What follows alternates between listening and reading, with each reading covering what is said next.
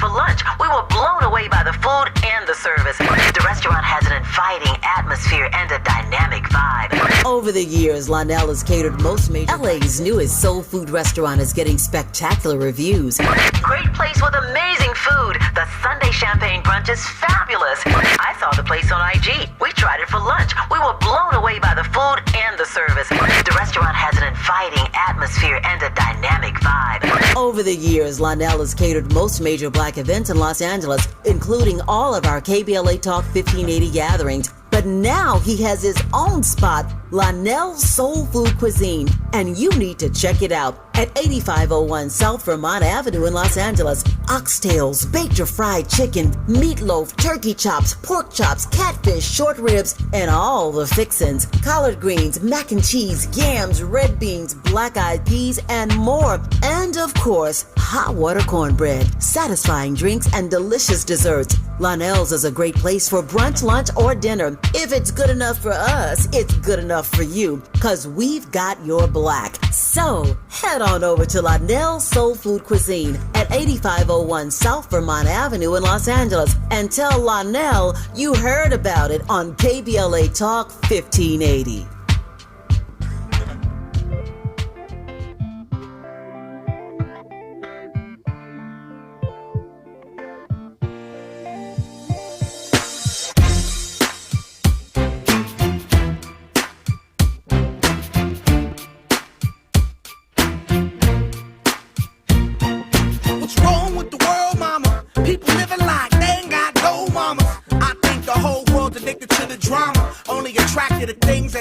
Trauma. Overseas, yeah, we trying to stop terrorism, but we still got terrorists here living in the USA, the big CIA, the Bloods and the Crips and the KKK. But if you only have love for your own race, then you only leave space to discriminate, and to discriminate only generates hate. And when you hate, then you're bound to get irate. Yeah, madness is what you demonstrate, and that's exactly how anger works and operates. Man, you gotta have love just to set it straight. Take control of your mind and meditate. Let your soul gravitate to the love, y'all. People killing, people dying, children hurt and you hear them crying. And you practice what you preach and what you turn the other cheek. Father, Father, Father, help us. Send some guidance from above. These people got me questioning. Where is the love? KBLA Talk 1580. Where the heck? It's right here. The love is right here. And I'm really pleased to bring into the conversation the lead policy officer of the Robert Wood Johnson Foundation report on Gender Affirming Care. He joined that foundation in 2016. He's worked in the area of health equity and strives for a culture of health inclusive of perspectives and needs from across sectors and communities. What does that mean? Mike White, welcome. Hi, what does that mean? Great to be with you, Dominique. Yeah, great to have you on. So let's start with this report. It's a survey about sort of the state of transgender people in the United States. Is that accurate? That's exactly right. So this is the largest ever and sort of only national effort to understand what sort of the American experience is for trans people across our country, in every state, in every city, in every territory even. And we actually got 92,000 people across the country to sit down for 2.5 hours to kind of talk about everything from, their experience holding down work to, yes, absolutely, health and healthcare, which is what we're here to talk about today, but also, what it's like to start a family, what it's like to, have experience going to school, finding a restroom in public, really sort of a really wide range of issues that really had not been asked of trans people ever. And that's largely because the U.S. Census does not include any questions about sort of the gender expansiveness. So the big way that we figure out info about everyone in this country pretty much does not include a way to analyze that data by whether or not people identify as trans or non-binary or otherwise. So this is really a private effort to really figure out that data. 92,000 transgender people sat down and spoke to you for the survey? That's right. Yeah, That's a lot actually, of I mean, if folks. you can believe it, it was quite a bit more than that. I believe the total number was like 145,000 people started it, and we got 92,000 people to finish it. And these were individuals ages 16 and up. So, when is that something that you, or I don't even know if the foundation would advocate for such as that, but is that something you think should happen? Is gender specificity or expansiveness, as you put it, on the census? Well, we know that trans people, gender expansive people report experiencing difficulties, very specific difficulties in American society. They also bring really amazing gifts to to American society, but they experience certain forms of discrimination. They have, as we know, there are laws in almost every state now that are prohibiting trans people from doing something. And we really wanted to understand sort of how all of these laws, all of these different situations where trans people might not be being treated the same way as all other Americans are being treated. We really wanted to understand that and hopefully, come up with a policy agenda, hopefully, give this to the right people, get this data in front of the right people, along with, of course, I really need to name the Advocates for Transgender Equality. They're the group that we partnered with that did all of the real work behind this survey. So got to give them a huge shout out. And there were almost 400 state and local partners out there. But yeah, we felt that it was really critical to get this information. And as a little bit of interesting backstory, during the second Obama administration, they actually spent 3 years crafting a set of specific questions that were going to be included in the census. They were finalized, they were approved by a Science and Data Council, they went all the way through, but unfortunately, the census went out under the first Trump administration, and they decided to just flatly take those questions out. I was going to say this particular survey, the U.S. Trans Survey, happens when we're still under the Biden administration, and it seems I'm not tracking it, scientifically, but just based on reading the paper every day, which I have to do for my job, that there has been a huge jump in the number of laws that are specifically targeting or restricting the rights of transgender people. Yeah, you're absolutely right. I think this year alone, there were more than 500 different laws and different sort of things on the books that were being debated in state houses across the country. And then, of course, there's been a national freeze in sort of reporting data and searching for data about trans and gender inclusive people on a number of federal websites. The data very, very, very clearly shows that trans people, when they are affirmed, when they do receive gender affirming care, when they do live in communities that accept them, and when they sort of aren't treated as a problem but as an asset and really sort of respected, just like everyone else in our country wants, when those conditions exist, trans people are much, much happier, and they report living much healthier lives. So yeah, I think you're exactly right. I think, we do not have data on the current year, but I would imagine that some of this reporting, due to the number of laws that have been passed and some of the conditions that have changed for trans people, some of the data might unfortunately be lower. Some of the health outcomes, some of the, reports of things like suicidal ideation and other things that really we want to, we want to make sure don't happen. Well, I mean, I'm talking to you. I'm sitting in the state of California where all public schools are currently under threat because of the participation of transgender children in girls' sports. And from my understanding, there are less than 10. They say the number of transgender athletes in the state of California participating in women's sports is in the single digits. In many, even though despite the number that you just stated, many states nationwide, the number of transgender people is not that big. but it seems to be something that's really been demonized, weaponized. It's like a scare thing. And I'm having a hard time getting my mind around it. Have we seen a rise are there more trans people now than there used to be? Is there some kind of change or shift other than the rhetoric that is prompting this kind of, I guess I'd say, demonization of transgender people? I don't think that we're able to compare data year over year like that. The last time that this effort was conducted was in 2015. And unfortunately, because it was a private effort and it wasn't able to be fully funded, it's really hard to fund trans issues sometimes. It was only in about 34 states. So we only got a representative sample from who we were able to get a sample from, right? So we don't really know if sort of more people are identifying as trans, or if it's simply, the effort to find folks was better funded.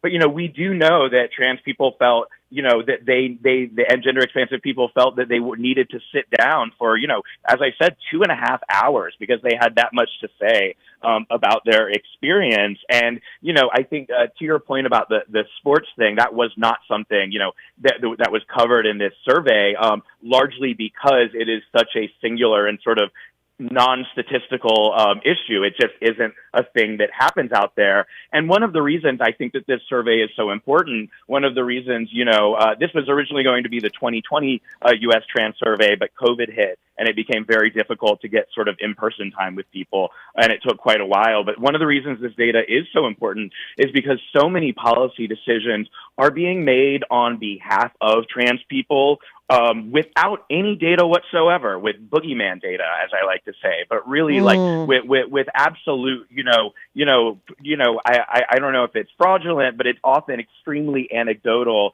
and it doesn't represent the broad experience of trans people and of their communities. And that's why I think that this effort is so important, because, if lawmakers are really serious about showing up for their communities in the right way, in the ways where, they're listening to people and what they're saying about their experience and acting accordingly, then this should be a really powerful data set for them to understand sort of, whether or not they should be making the decisions that they're making.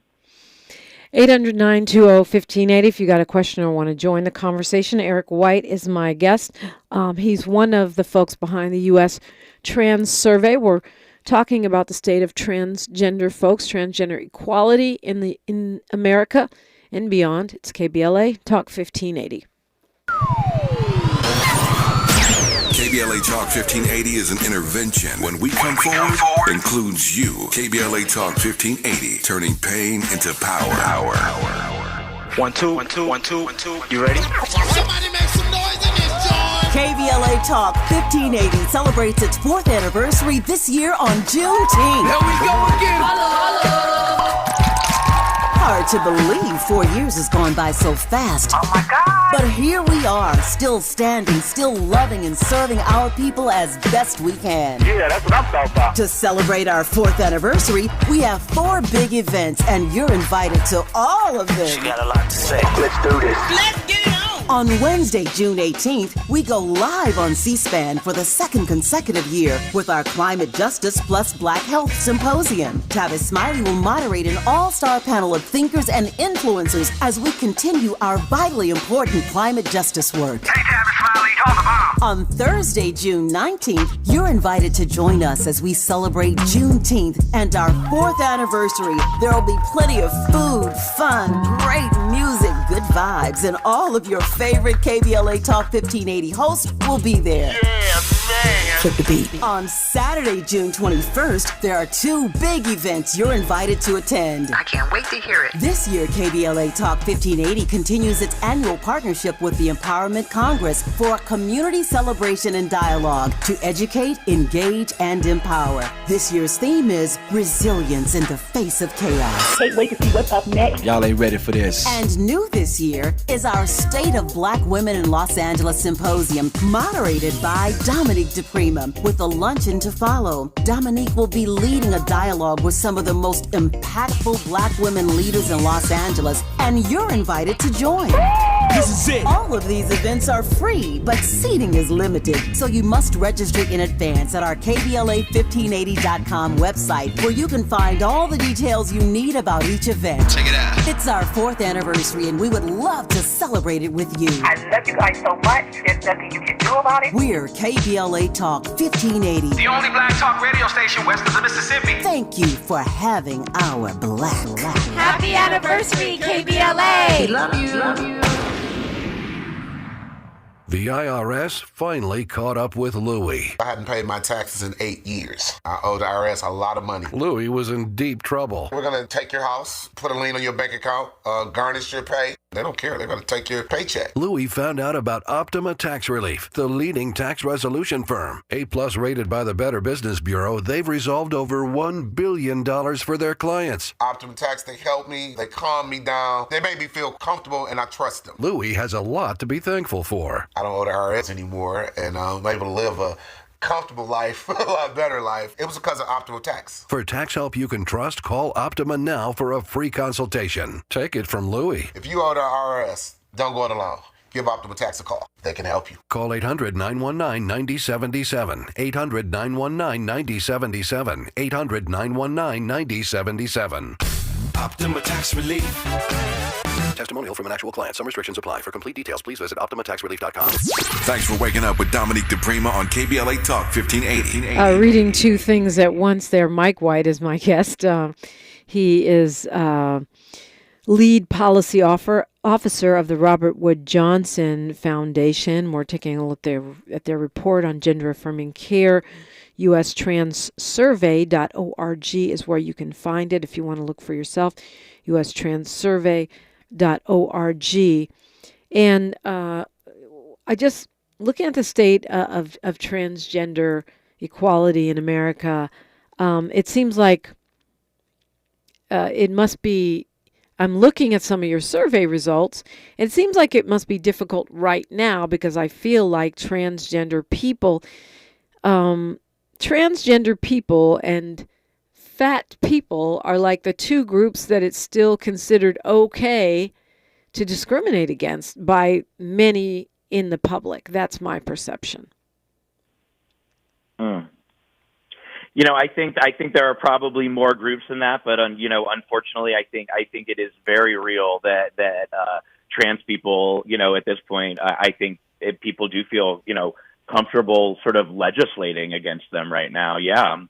And often sort of in the name of protecting them from themselves in a way that, this data just clearly shows is not necessary and shouldn't be happening, because trans people are overwhelmingly happy with their decision being trans, where they are very happy living their lives as out trans people. So it's crazy to think that we should be making legislative decisions on their behalf without having ever asked them. I mean, and I honestly don't think it's just like legislatively. I'm just talking about like stuff I hear in the streets, stuff I hear at schools, online, conversations that I have with friends that, I just can't believe I'm having. The reason I say that is because I remember, maybe 20 years ago, I would have those conversations where people thought it was okay to mimic Asian voices, or that somehow that was funny or cute. And we've moved away from that. But I still feel like a lot of folks have that cavalier attitude when it comes to trans people, like that somehow they are not do the same kind of human dignity that other groups of people are. And I think the data really shows that, trans people that feel comfortable being themselves in their community, as this data set shows, really do feel a lot more comfortable. And, it may just be that people don't know that they have trans people in their lives because the conditions around them, whether social or policy or whatever they might be, make them feel really, really uncomfortable being themselves. possibly, it was. There are a lot more gay people that are living out these days, and it's not that there are more gay people. It's simply that they feel much more comfortable within the social settings of today, living out as themselves. And I think that that's true in a lot of ways for trans people, where the situation, the conditions are just not set for them to live out and proudly as themselves, unfortunately, and their health. This data shows their health really suffers because of that. Yeah. Well, let's look at some of what you were referencing as far as satisfaction, and because you're right. A lot of what we hear in the media and on social media is that it's about protecting children, and there's some kind of narrative that people go to school and become, like schools are forcing kids to be trans or something, which I'm not quite sure where that comes from. But I went to a school that pushed heterosexuality on me my whole life, and I turned out very gay. So I'm not quite sure it works that way. But yeah.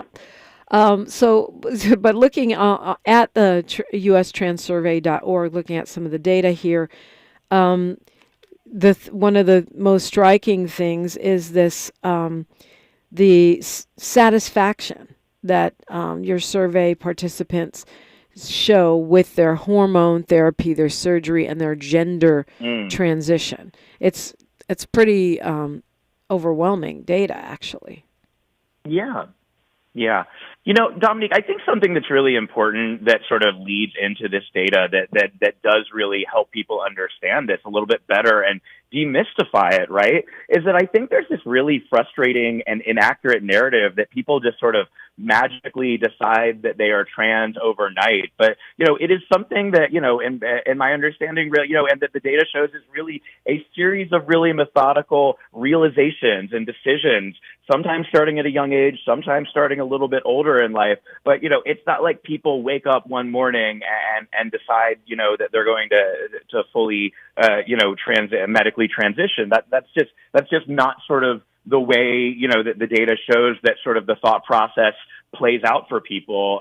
And people really are spending a lot of time and a lot of consideration and weighing, how this will impact their lives if they do decide to medically transition, if they do decide to, live their truth. And no one is taking that lightly out there, no one, I think especially, living in a country and in a society where there is so much outward discrimination against trans people, I don't think anyone in their right mind would make that decision lightly. So I hope that this data shows that this is more of a methodical and sort of well thought out thing for people, and that this idea of this trans panic is just kind of nonsense.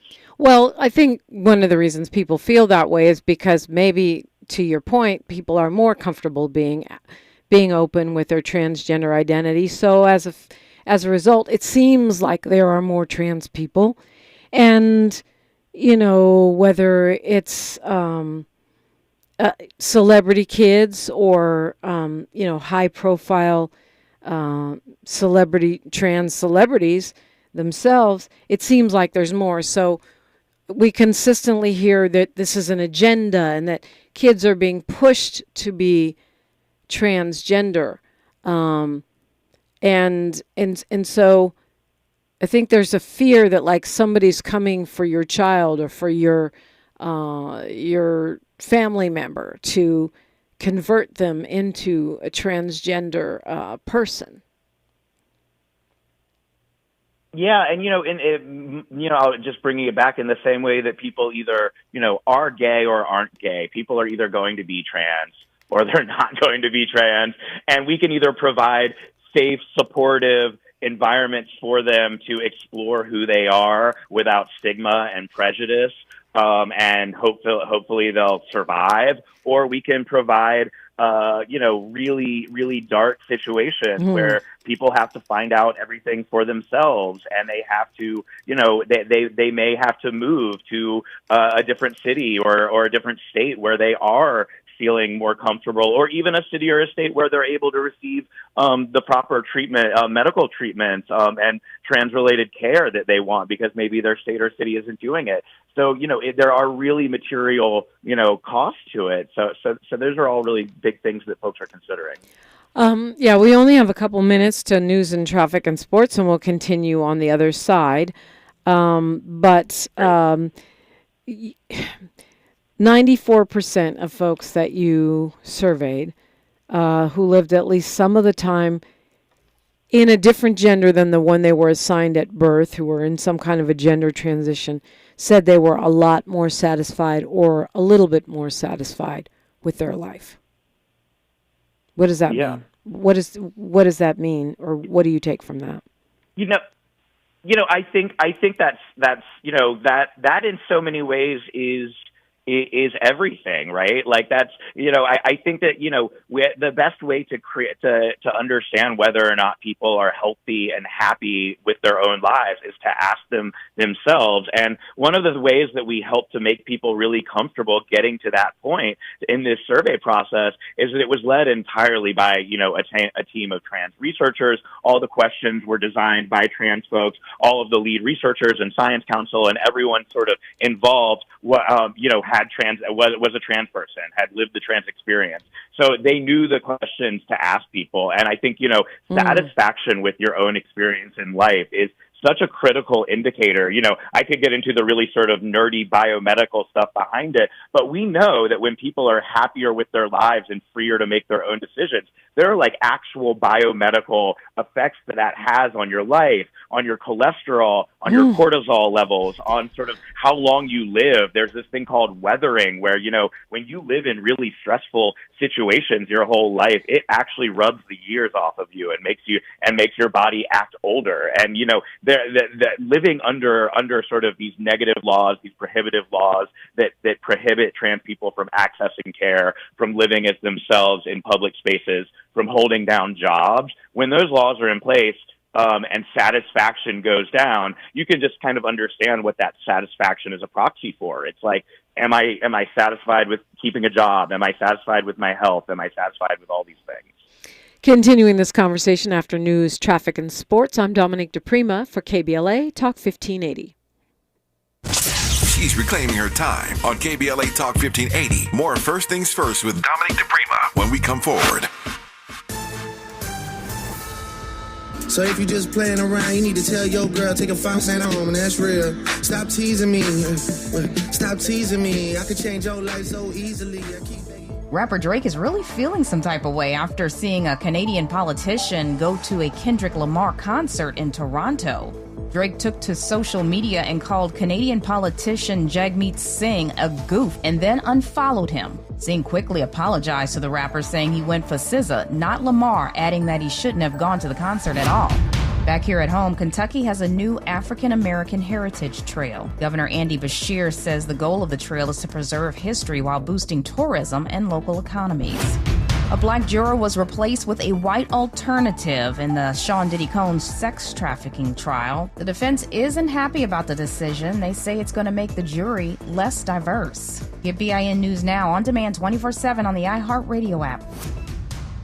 Right now, there are young people across the world facing a tough choice: continue their dream of education or drop out to help their family put food on the table.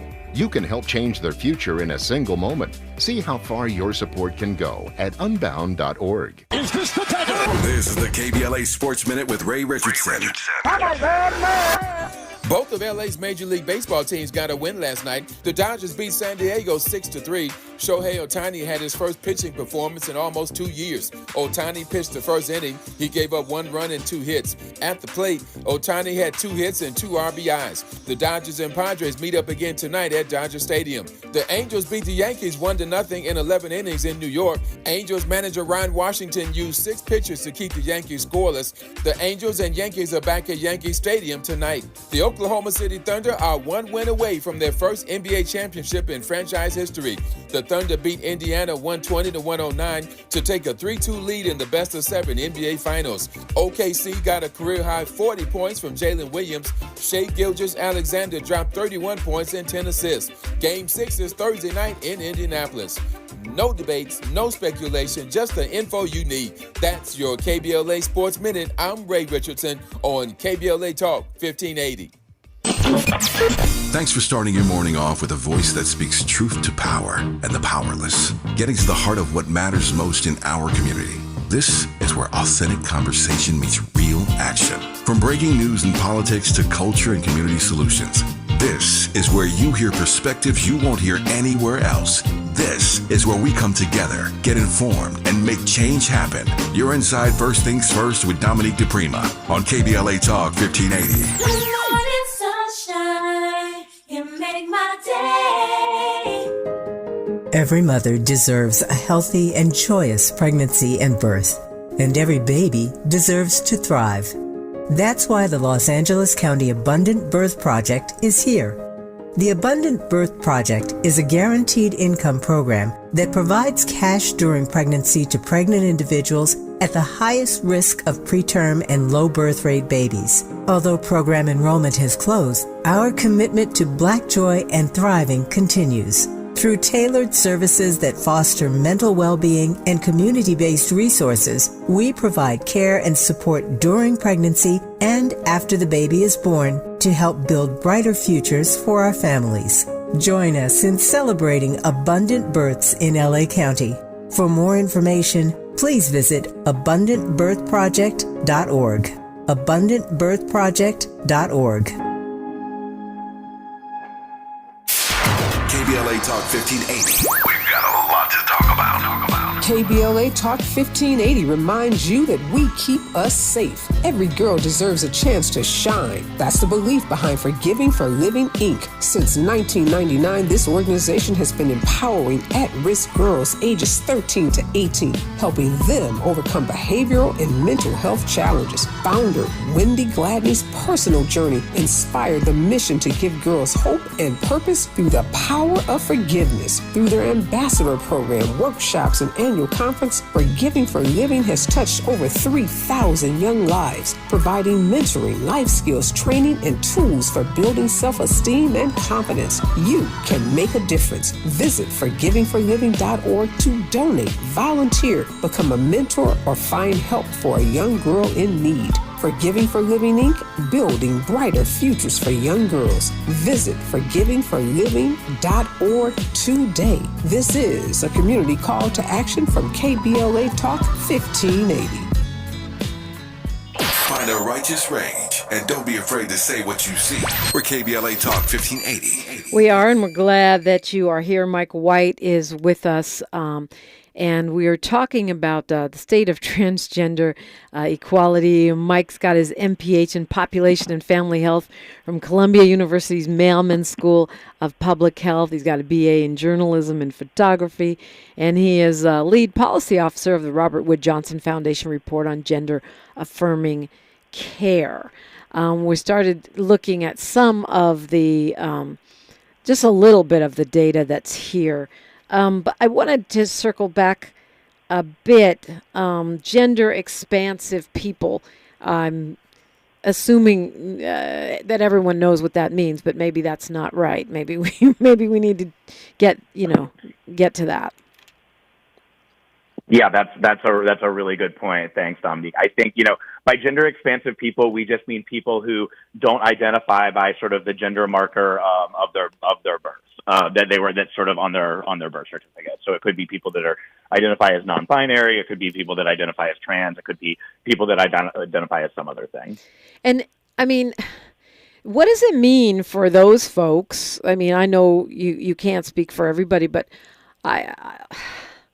when the President of the United States says there are only two genders by executive order, I don't think people understood what I was saying, but my takeaway on that is it would be like saying there's no such thing as bears. I proclaim that there are no bears. I mean, it's like saying that because you're president, you can make proclamations about science.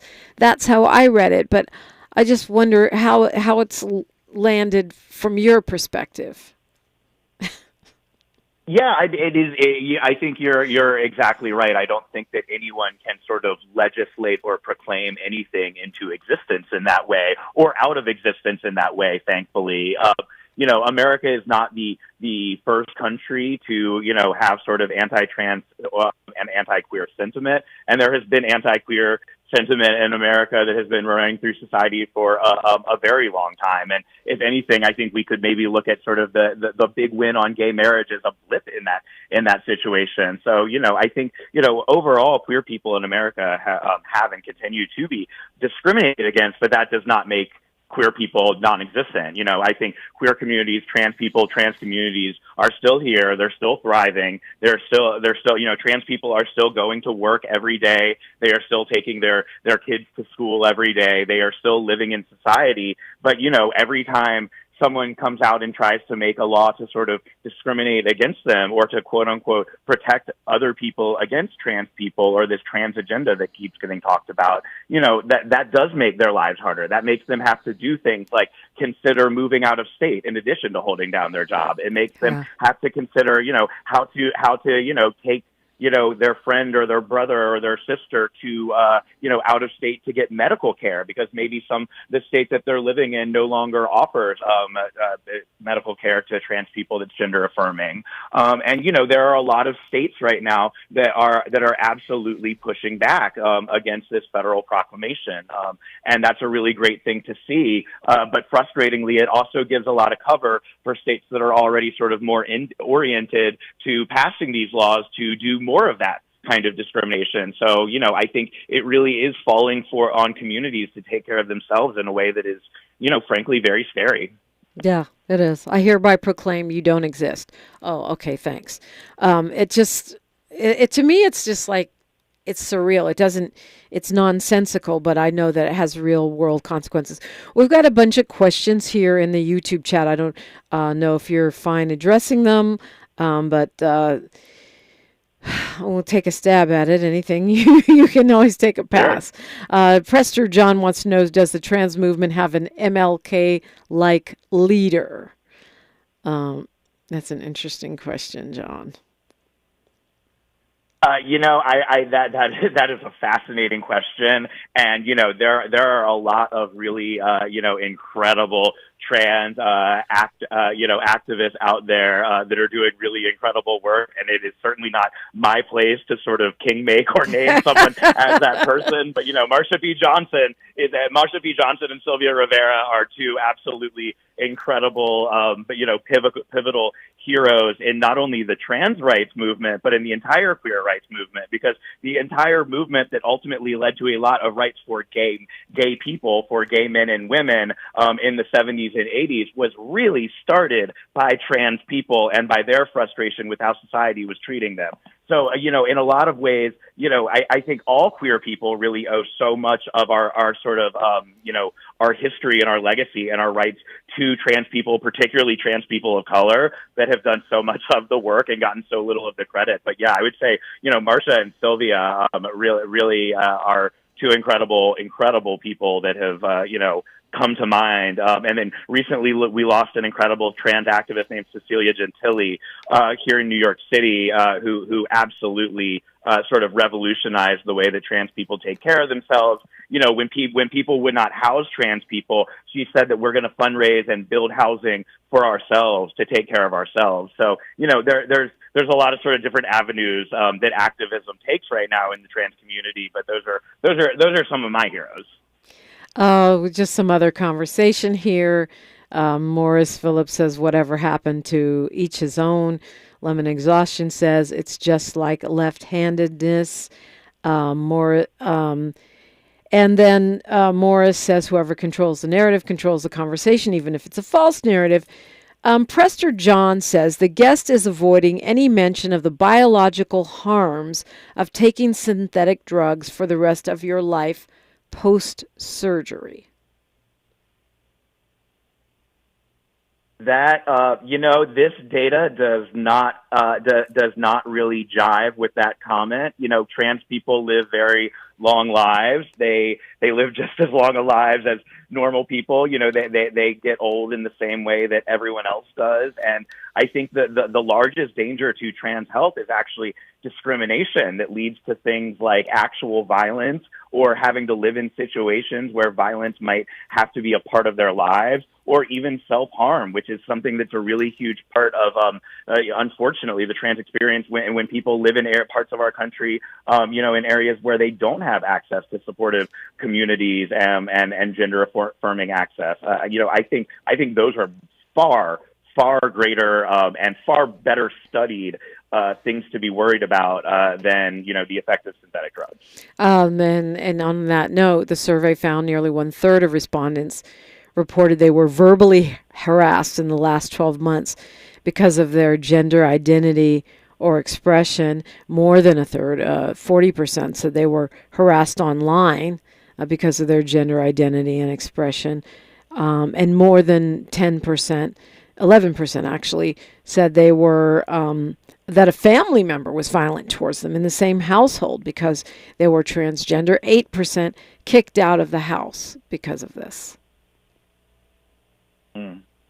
Yeah, and all that data is really tragic. It's I think one of the reasons we have to go through the hard process of asking people these questions is so that we can understand what's really happening out there, and hopefully people with the good heads on their shoulders that are in policy making decisions can start working on solutions to that. And also hopefully it's just it can be filtered into narratives that really help people understand that being supporting folks is the most important thing for their health, for their happiness, for their overall longevity. If we want our trans brothers and sisters and friends to survive, and to thrive in our country and to experience all the amazing gifts they have and contributions that they make to society and just the beautiful lives that they want to live, the most important thing we can do is to be supportive and to advocate for supportive policies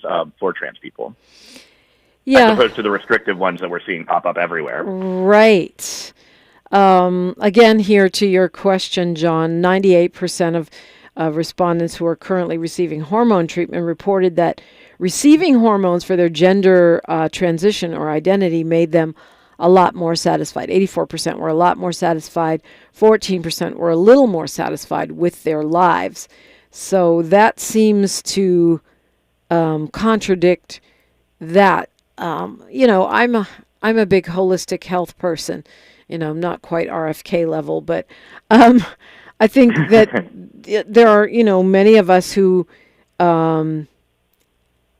give pause at the idea of taking any kind of pharmaceuticals or any kind of surgery. And for me, this data is impactful because everyone should have agency over their own body. So it doesn't matter what I think you should be doing. If 98% feel that their lives are better, then who am I to judge what you're doing? Yeah, I think that's exactly right. And, ultimately it does come down to, letting people, determine, their own bodily autonomy, make decisions that are informed and thought out with their medical providers who are also informed, and their families who hopefully are also at least a little bit informed, to make decisions that really impact them, that make the most sense for them to live the lives that they want to leave or want to live. And you're exactly right. There are all sorts of decisions that I might make all day long that other people may not agree with, but if they aren't harming someone else, then they shouldn't be legislated around. And of course, the argument is always children. And this argument that doing, surgery, particularly gender transition surgery on children is, problematic because what if they change their minds? Or why are we doing these things before people are of the legal age of consent for most things in our society? I think that is a recurring question that, I think it's a fair question. It at least deserves to be addressed. Yeah, and I certainly am not in any way trying to dodge that question, but all I can really speak to is this data, which only went down to folks that were, 16 years of age and older, right? And all of those people, very, as you just mentioned, not universally, but kind of almost universally feel so much better about their lives, feel so much more positive about their trajectory, their health, and their satisfaction with their, with the American experience, with their lives experience. So, this survey did not go into surveying children. And I want to be very clear about that there was, nothing on this. This survey did not go out to children. So we do not know anyone's experience. And I could be wrong, but I don't think that this survey asked sort of what what age you were when you sort of began medically transitioning or whatever. And again, transitioning is can be such a long process, for so many people, that I don't think that we would want to sort of, try and even look at it that way. But all I can say, is that the age range that was surveyed for this, 16 and up, all said that they were almost universally so much happier with their lives when they did have access to all of the sort of gender affirming care that they need. Mike White, lead policy officer of the Robert Wood Johnson Foundation report on gender affirming care, will continue talking with us when we come forward on KBLA Talk 1580. More of First Things First with Dominique DiPrima when we come forward. Attorney advertising. Prior results do not guarantee future outcomes. Founded in Los Angeles in 1986, litigation powerhouse Quinn Emanuel has deep roots in the Los Angeles community. Since 2007, we have litigated some of the largest fires on the West Coast. We are proud to be the only AmLaw 100 firm in the country to represent wildfire victims, giving affected individuals, families, and businesses the same focus and individualized attention we devote to our Fortune 500 clients. BTI Consulting has repeatedly recognized Quinn Emanuel as among the 4 law firms in-house counsel least like to oppose in any litigation, and we are often deemed the most feared. And after securing over $80 billion for our clients in various matters firm-wide, we understand why. If you have been affected by the recent wildfires in Altadena and the Palisades and would like to discuss your situation further, please contact wildfire support at QuinnEmanuel.com or call us at 213-443-3050. Quinn Emanuel is proud to sponsor Conversation Live Altadena Rising with James Farr on KBLA Talk 1580. Attorney advertising. Prior results do not guarantee future outcomes.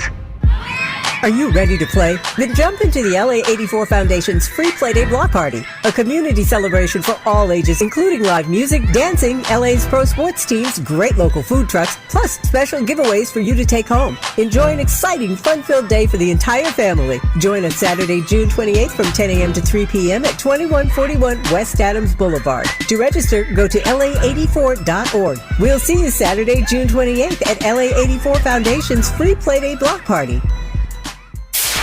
KBLA Talk 1580. We've got a lot to talk about.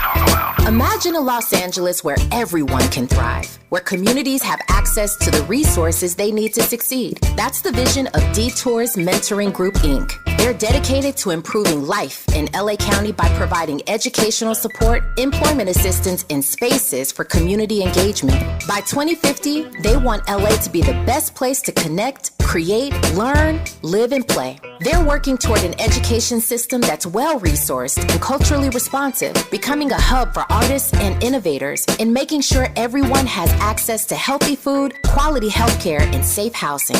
It's about building a future where we all have the chance to succeed. We invite you to learn more about their mission and get involved with Detours Mentoring Group, Inc. This is a community call to action from KBLA Talk 1580. Nationwide is so much more than a great insurance company. They're one of America's largest financial services companies.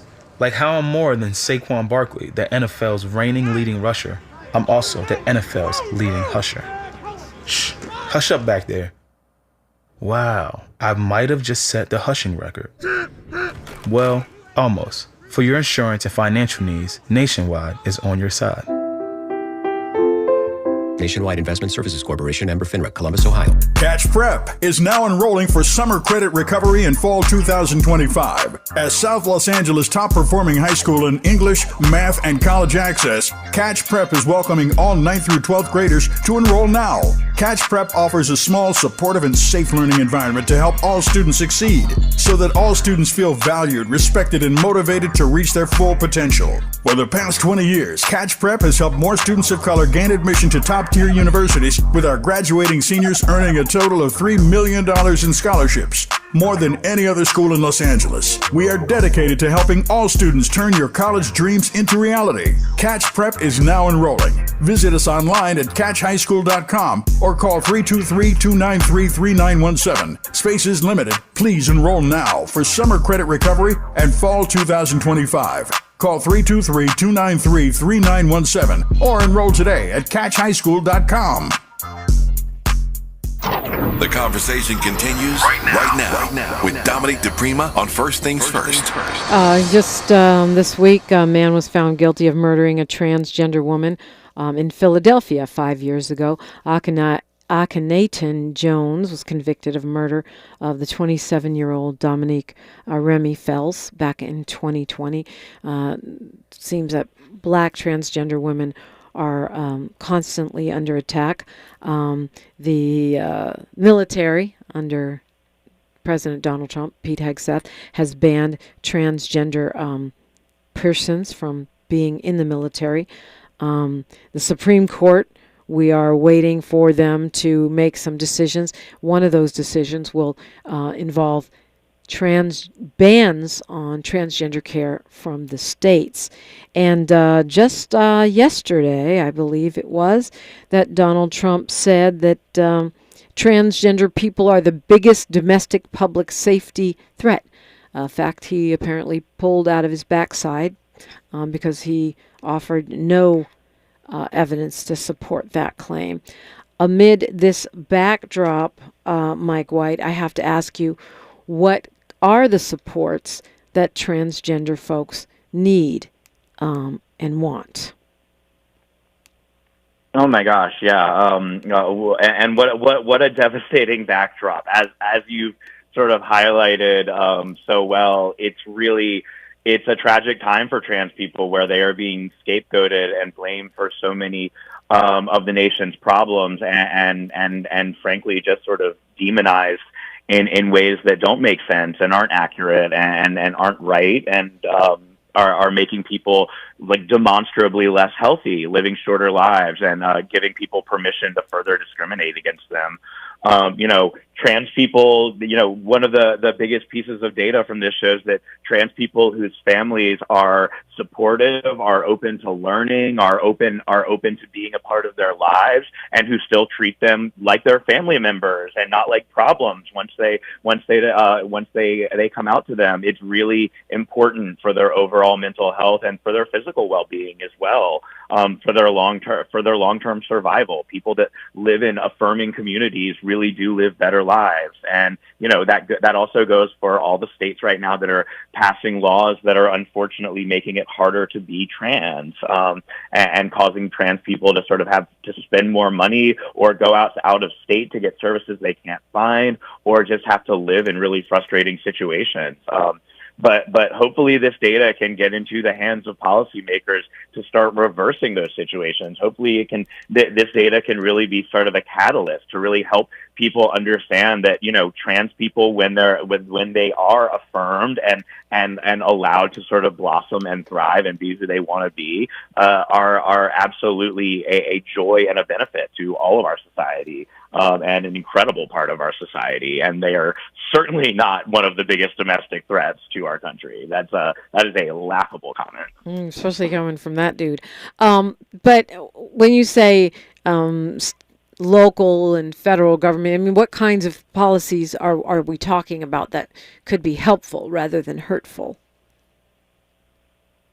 Yeah, well, I mean, I think there are frustratingly so many laws that have been put on the books in just the last few years that impact trans people's sort of ability to be out in public, ability to support their families, but really any effort to sort of, expand sort of how we really think about families, so that we can really expand how we support people and the kind of supports that we give people. That's really important on so many levels. I think in a lot of ways, policies that are really helpful for all American families that people people have been fighting for so long, are also super helpful for trans people and for their families. You know, making it easier for trans people to get their gender markers changed, as opposed to making that more difficult. That's a really great policy change we can do that leads to things being a lot easier for folks. There are a lot of sort of nitpicky nuts and bolts things that make life difficult for trans people around everything from birth certificates to marriage licenses to holding down down work, and unfortunately now even traveling outside of the country if you have a gender marker that doesn't match the one on your passport is becoming an increasingly difficult thing. So there really is so much to start with in repealing and rethinking so many of these laws that might be proposed as helping people or protecting people from themselves, but are ultimately really creating trans people as a scapegoat when we have a lot of other things to worry about in this country. Oh, man. Mike White, thank you so much for being with us. There's a lot more we could get to. Maybe we'll do it next time. What would you like to leave us with this morning? I just think that, go to the USTS website, check out this survey, but most importantly, just know that trans people are really happy being trans. They're living healthier, happier lives, of being who they are, and that should really be where we start any policy decision or discussion. Absolutely. USTranssurvey.org, USTranssurvey.org. I'm going to quote Jamal Hakim from our chat. He says, transgender people are exactly who they are. Straight men and women are exactly who they are. Humane treatment for everyone. I love that so much, Jamal Hakim. I love that too. Mike White, thank you for joining us today. I appreciate the conversation. Thanks so much, Dominique. Have a great day. And you as well. Tavis Smiley's up next. He's got a fully stacked show for you as usual on a Tuesday. Don't forget to hit up our website, KBLA1580.com, and get your seat for one of 4 fabulous celebrations for our 4th anniversary. Please do it right now while there are still a few seats left. I will see you on social media. I'm at diprimaradio, DIPRIMA, and then radio. We are at KBLA 1580 everywhere. And you can find our podcast for free wherever you get your pods. Like my mama used to say, history is now, and we are making it together. Until tomorrow, one love. KBLA 1580 Santa Monica.